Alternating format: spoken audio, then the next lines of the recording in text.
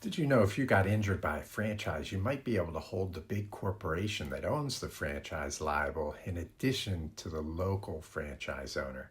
That's exactly what happened in a recent Pennsylvania case where a motorcycle rider was injured seriously and he got a $2.4 million verdict against the local franchise owner and Domino's Pizza. This is good news in a catastrophic injury case because if you can only hold the local franchise liable and not the big corporation, then there might not be enough insurance to cover all the injuries and the damages. In this case, the corporate entity fought hard to avoid liability. They claimed that they had nothing to do with the franchise, that it was independently owned and operated, and it did its own thing so that they couldn't be held liable as a corporation.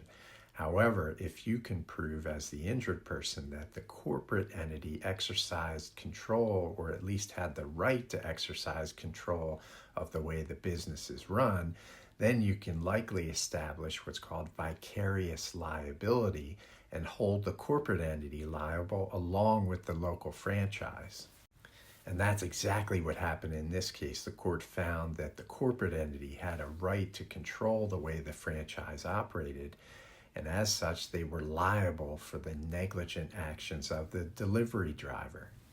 So if you or a loved one gets injured at a franchise or by an employee of a franchise, you should look into your legal claims not only against that local franchise, but against the big corporation that runs it.